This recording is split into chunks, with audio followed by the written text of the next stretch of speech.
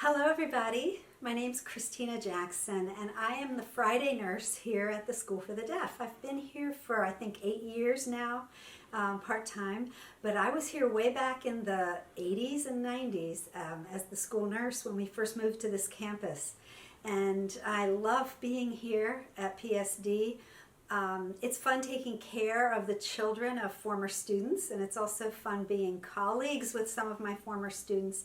So I'm happy to be here today and talk with you about how to stay healthy when using technology, because especially over the last year, we've had to spend a lot of time in front of our computers. So I want to talk to you about some of the health hazards that can occur, such as computer vision syndrome, also neck and shoulder and back issues from sitting, and then also wrist and hand issues from a lot of repetitive motion from typing. First, I'd love to talk to you today about computer vision syndrome, CVS. The symptoms of this are blurred vision, headaches, neck pain, dry eyes. The dry eyes come from not blinking often enough, and so keeping some eye moisturizing drops, preferably just saline drops with no preservatives in them, just keeping containers by your computer so that you can several times a day just re-wet your eyes, but also remind yourself to blink. Other symptoms of computer vision syndrome can be shoulder and neck pain, and we'll talk about that in a little bit. But blurred vision and headaches are one of the primary signs. There's a rule called the 22-20 rule, and that means for every 20 minutes that you are looking at a screen, whether it's a computer or a cell phone screen or a tablet, really any screen, every 20 minutes you should take 2 minutes away from that screen. You should look to a distance because we get so used to this looking up close, but our eyes were made to look mid-range and also look into the distance. So take 2 minutes away every 20 minutes to just gaze, preferably outside. If there's leaves on the trees, look at the green leaves, but look at to a distance.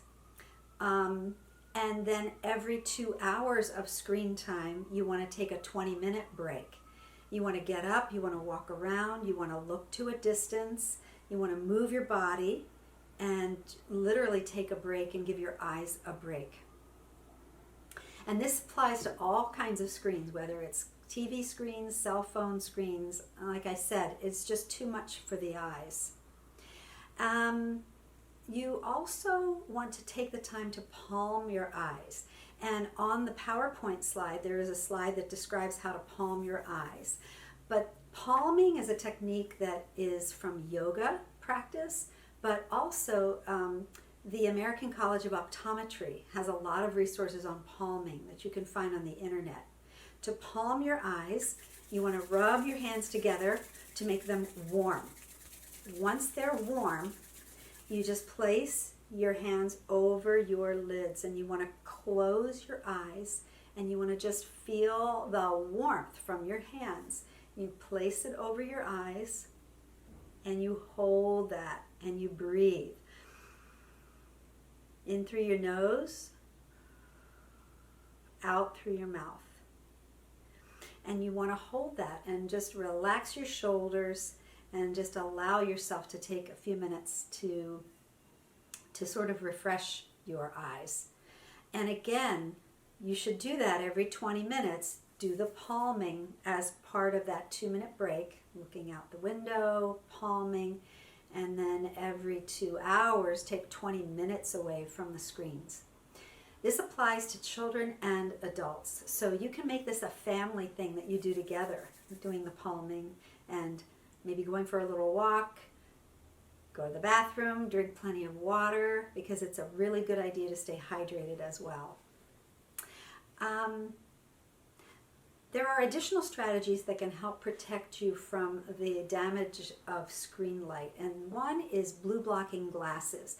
You can get really nice blue blocking glasses at places like Walmart, and they have a little bit of a yellowish cast to them. Like when you look at the lenses, they look a little yellowish, but they are blue blocking, and they will help ease strain on your eyes.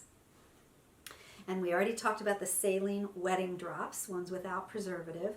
You want to position the screen about 25 inches away from you and maybe about 5 inches down, so you're gazing slightly downward with your eyes. They also have screens that you can put on your screen that are glare reducing, and you want to not have overhead light, but it's also good to have other light on in the room. You don't want the screen to be the only light source in the room. Neck and shoulder and back problems are one of the other big issues, and you know when you're sitting and you at the computer and you just start to, and then your head, right, like that, that's pretty common, and that happens over time. And everything that we do as a habit can change our body over time. So we have to sit carefully as a habit so that we don't develop bad posture and chronic neck and shoulder pain. It's a good idea to take breaks on a regular basis, as I said, getting up, walking around, moving.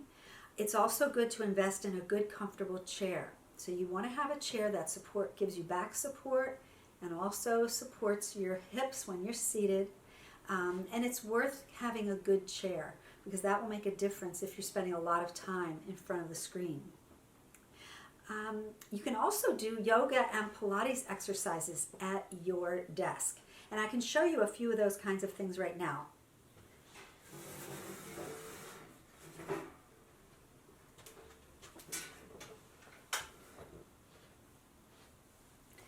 So when you're sitting, periodically, you want to pull your shoulders up to your shoulders and then let them relax. As you pull your shoulders up, you can let your arms come up. You can clasp your hands together, fingers clasped, press to the ceiling. Stretch side to side gently. Deep breath in and full breath out. You can do shoulder rolls backwards and shoulder rolls forwards, and you can do gentle neck circles. Trace an arc across your chest. So I teach yoga and Pilates, and so I'm always telling my students that they can do all of these kinds of exercises through the day at their desks. And then raise one leg out and hold it. Raise the other leg out and hold it. Suck your abdominal muscles into your spine. Replace it down. And then take both legs out. Suck your navel into your spine. So it's almost like you're buttoning your belly button onto your backbone through your body. But that gives you that awareness of your core. Deep breath in. And then exhale down. Other things you can do are to grab the side of the chair gently and twist. Actually, before twisting, it's a good idea to warm up your spine in a forward plane. So just leaning forward.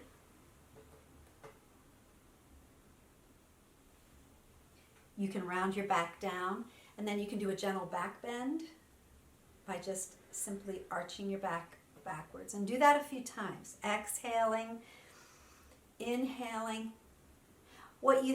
What you can think about is that you're reversing some of the effects of the chronic positions that you're holding when you're at your desk.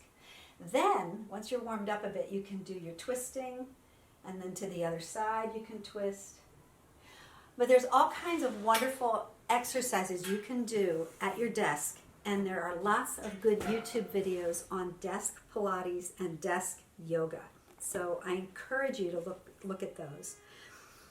The last thing I wanted to talk about is wrist and hand issues. So sometimes we can get kind of overuse injuries and repetitive motion kinds of injuries, and you've heard of carpal tunnel syndrome and things like that. Some people have arthritis in their hands, but we can take care of our hands while we're working on the computer. And again, it involves taking frequent, regular breaks. And you can do figure of eights, so clasping your hands together, and you could do those with me now. Do them with me now, yeah. Doing figure of eights, and then knocking forward, pulling backward, knocking forward, pulling backward, more figure of eights. Hand self-massage, that's one of the best things we can do. There are a lot of really good YouTube videos. You can use your thumbs and you can press into your palms. This is like giving yourself a hand reflexology treatment, which is another wonderful thing to do. A lot of people have pain and stiffness at the base of their thumb here from texting. And you'll know if you take your hands under your armpits and then press down, do you have pain when you do this? A lot of people have discomfort. Okay, and that's from kind of that overuse of the thumb in this kind of motion. You can also take this part of the hand and press it against the other part of the hand. Give them both a little bit of pressure and stretch.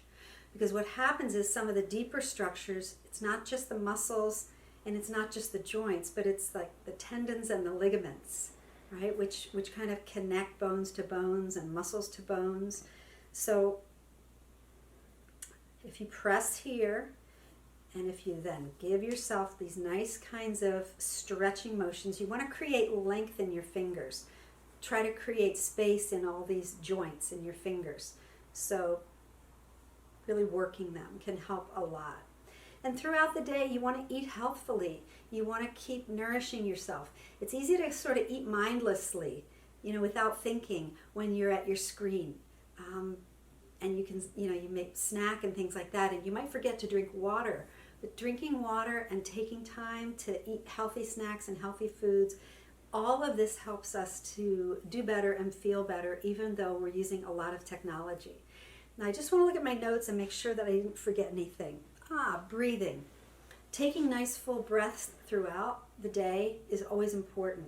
And when we breathe in fully, we're literally bathing ourselves in oxygen. That's our basic nutrient, is oxygen. We can live for days without food and days, probably almost weeks without food, days without water. We can only live minutes without breath. So we need our breath. And so we need oxygen.